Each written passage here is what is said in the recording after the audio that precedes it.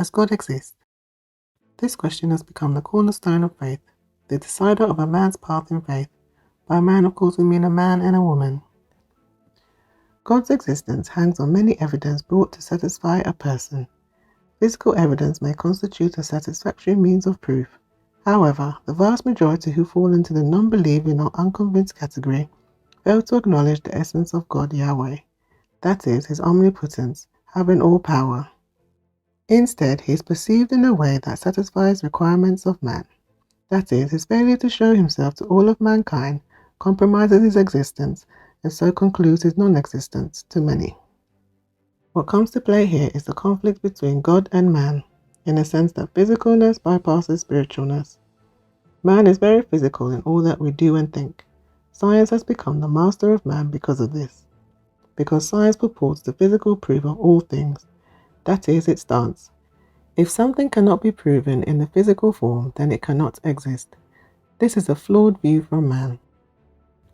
We know that love exists, but is not a tangible thing. We do not see love with our eyes because, after all, it is an emotion that flows through us. The same goes for our Creator. We know He exists not because our physical eyes have seen Him, or because science has based its best work on proving His existence. Far from it. Rather, His presence is felt by many who tune into Him. Of course, many will argue that this is not sufficient explanation, and anyone who wants to believe will believe. What about those who find it hard to get to that point? How can they be convinced? Faith is a tool that drives man to God.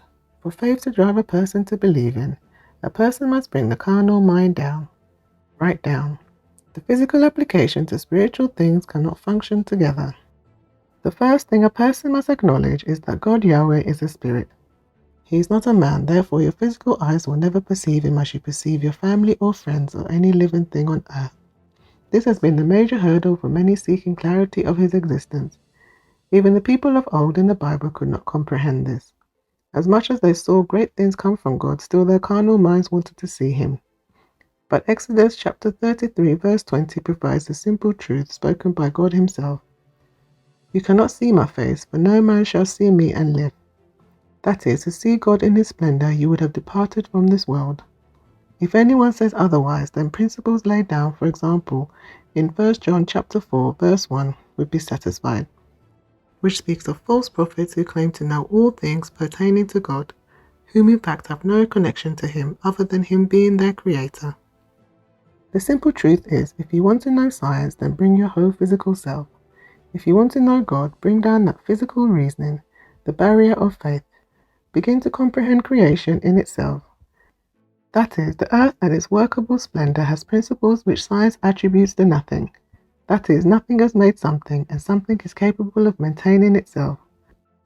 So in the scientific approach, nothing made the earth, and the earth simultaneously knew how to contain itself. That it would want nothing, and the things within it would want nothing because it would be provided. Rain, sun, and oxygen all came from nothing. This is a scientific view. When you really delve into this reasoning, you see there is clearly a missing part. The world has been created with effective and well thought out principles to the point that nothing comes from nothing. We know how rain forms and we know where babies come from. Further to this, the Bible makes known the root of these formations in Genesis 1, where man along with every living thing on earth was first created. These were clear and unique procedures which followed on with continuous cycles. In the book of Job, chapters 38 to 41, this magnitude of the Lord's hands is further elaborated. The Lord in quizzing Job opens up the splendor of his creations, depicts the extent by which these things have come to be in, emphasizing the non-contribution made by man and certainly showing that not only had he created all things, but he seldom knew all things and how they were formed to be in. Every minute detail on this earth the Lord could provide, for he was and still is the designer and creator of all things on this earth and beyond.